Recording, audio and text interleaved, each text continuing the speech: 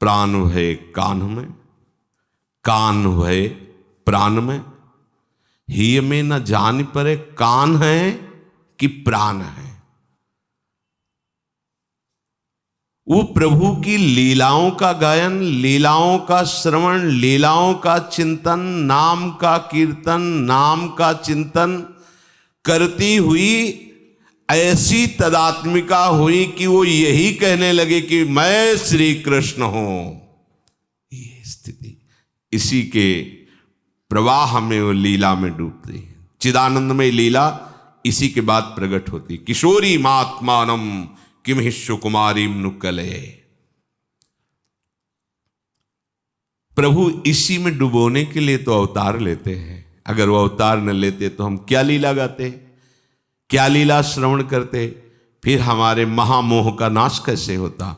ये लीला गायन, लीला श्रवण ही हमारे महामोह का नाश करता है। प्रभु के अवतार का एक ही प्रयोजन है, अपने भक्तों को सुख देना।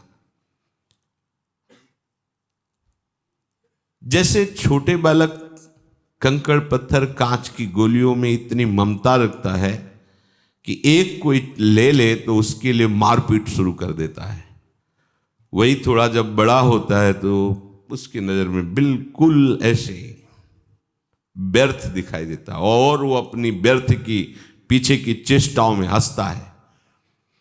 ऐसे उपासक को जब प्रभु की लीला गायन श्रवण में रुचि होने लगती है और प्रभु अपने लगने लगते हैं, तो अपनी ही जीवन भर की चेष्टाएं जब कभी स्फुरित होती तो हंसी आती है।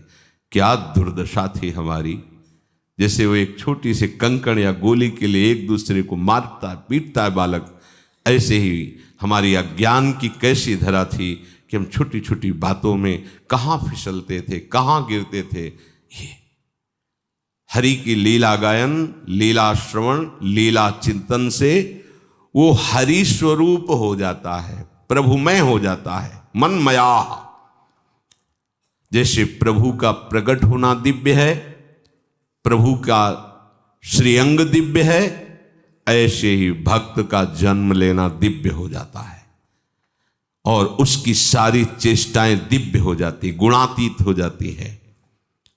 जो प्रभु की लीला गायन, लीला श्रवण, लीला चिंतन, नाम कीर्तन, नाम जप आदि निरंतर इसी में तन्मय रहता है, ये आपको समय मिला है, बढ़िया सौभाग्य मिला है।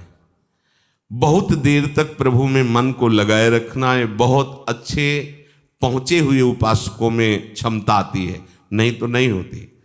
लेकिन कथा कीर्तन लीला गायन में आपकी रुचि हो या न रुचि हो, बैठे हो तो श्रवणेंद्रिय में पड़ रहा है। ये हमने देखा कि काले सर्प ने दस्सा तो पूर्व के बड़े मंत्रज्ञ जन होते थे, 7 लोग लगभग आए हुए थे और जिस समय से सर्प का जहर चढ़ना प्रारंभ हुआ था, श्यामता छाने लगी थी